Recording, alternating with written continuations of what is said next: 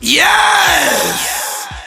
Yep, we're back on Destiny 1, and it doesn't matter how old the franchise gets, you'll always have people wondering and asking when their favorite exotic weapon will return. And it's probably due to the fact that Destiny 1 has some really powerful exotics. I mean, Destiny 2 has some pretty good exotics as well, but since Destiny 1 is the first installment in the series, the weapons, armor, and the memories will always have more nostalgic relevancy for those who spent a lot of time playing Destiny 1 back in the day. But now that we're on the subject of returning exotic weapons, I felt the need to talk about one of the most notorious weapons in Destiny 1 that never lost its relevancy. Our special guest today is the exotic sniper rifle known as the Icebreaker. And the only way that you can get better acquainted with this weapon, if you never played Destiny 1, is for me to give you an explanation of its history. So without further ado, let's get it in. Icebreaker is an original exotic weapon in Destiny 1, meaning that it was available since the days before any DLC was released for Destiny 1. During D1's days as a brand new IP, the earliest members of the Destiny community had no idea how powerful and how much of a staple this weapon will become. Like the majority of the exotic weapons in year 1, Icebreaker was a completely random drop. There was no quest tied to it, nor was there an easy way to obtain it, so you were at the cruel mercy of RNG if you wanted it. Funny story, Icebreaker, Soros Regime, Thunderlord, and Red Death never dropped for me in year 1.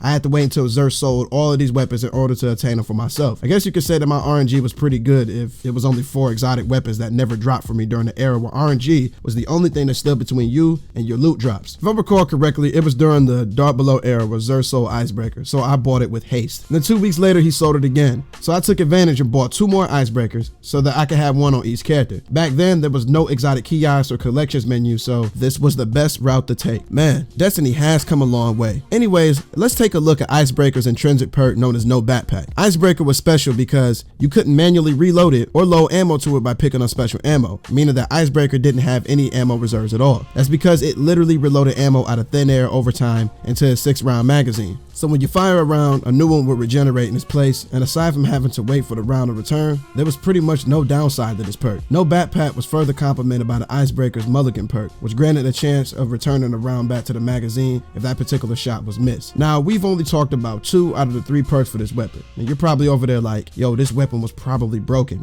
Well, I wouldn't tell you that you were wrong for assuming this because it was. Icebreaker's final perk was his namesake, which caused enemies killed by it to explode, dispersing solar damage around them. This perk is basically the same as Sunshot Sunblast perk in the sense that it operates like Dragonfly but doesn't require precision kill to proc it. And with its power, Icebreaker became a must-have for Nightfall strikes back in D1's first year due to its removal of having to worry about ammo. In the earliest days of D1, if your entire fire team died, you went back to orbit. So running Nightfalls in year 1 of D1 was like running a master difficulty Nightfall ordeal in Destiny 2. And every fire team I ran Vault of Glass with exclusively used Icebreaker for the Oracle encounter of the raid. And it was no big surprise that Icebreaker was left behind in year 1 by the time Destiny entered year 2, which kicked off when the Taken King DLC released. When the Taken King DLC released, all legendary weapons and armor from year 1 were unable to be infused and were stuck with year 1 power values. This was Bungie's way of starting a fresh slate and giving the community the game that Destiny 1 should have been at launch. This upset a lot of people because even though you could still use your favorite weapons and armor from year 1 in Crucible and non-in-game activities, it was still a messed up reality knowing that you had to start all over again. Luckily, Icebreaker received the second win during the Rise of Iron era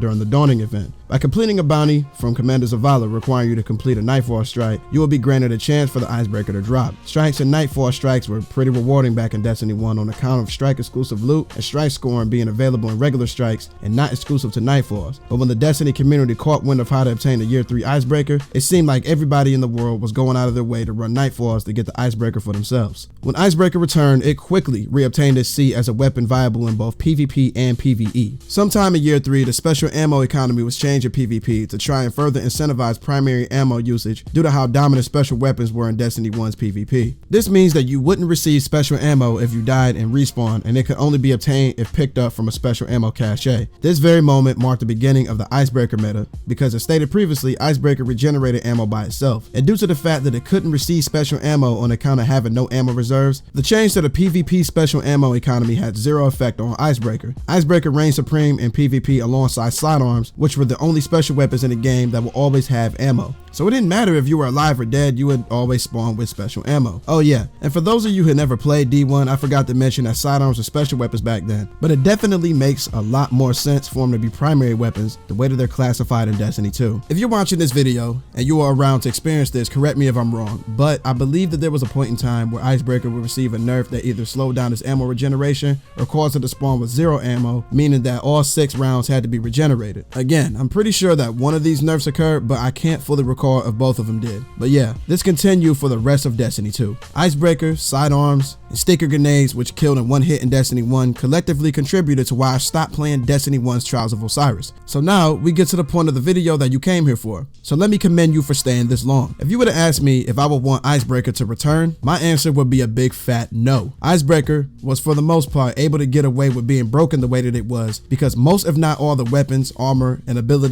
in Destiny 1 were pretty overpowered as it was. There were a few outliers that were emergency nerfed, but for the most part everything was pretty strong in D1, so Icebreaker fit in perfectly. In Destiny 2, we absolutely cannot have a weapon that regenerates ammo, especially a weapon that regenerates ammo and won't ever need special ammo at all. The auto reloading capabilities of Lunafaction boots and Rally Barricade were nerfed and won't ever see the light of day in Destiny 2 again. It's because these abilities trivialized Destiny 2's endgame and made every boss encounter a walk in a park. I don't want to get into this too much because I made a video talking about this a while ago, so tune into that one if you're interested. Anyways, it took Bungie a very long time to get the special ammo problem under control, and Destiny 2's approach is the best that the series has ever seen. In PvP, you spawn with 2 rounds of your special weapon, and you will only get more ammo by picking it up from defeated allies and enemies provided that they had a special weapon equipped before they died. I'm not sure what in the world was going on at Bungie Studios back in 2016, but it would have been amazing to have this special ammo economy back in Destiny 1. There would literally be no point in Icebreaker returning in Destiny 2 without its signature no backpack perk, because removing this will remove all of Icebreaker's identity. It would be completely stupid for a weapon to return and basically ruin what took Bungie years to figure out. Again, I understand if this was your favorite exotic weapon and you would like to see it return, but think logically and realize that it needs to stay in Destiny 1. Alright everybody, that does it for this one. Icebreaker was a powerhouse of a weapon, but for goodness sake, it better not return in Destiny 2 with its D1 capabilities, or I'm personally going to hire Goku to fire a Kamehameha wave at Bungie Studios. Anyways, if you enjoyed this video and made it to the end, do me a favor and thumb wrestle that like button till it turns blue. And if you're new to my neck of the woods, go ahead and subscribe to the channel and click on that bell icon so you don't ever miss a video of the most elite gaming content. But with that being stated, 1LHD is over and out. Y'all take it easy.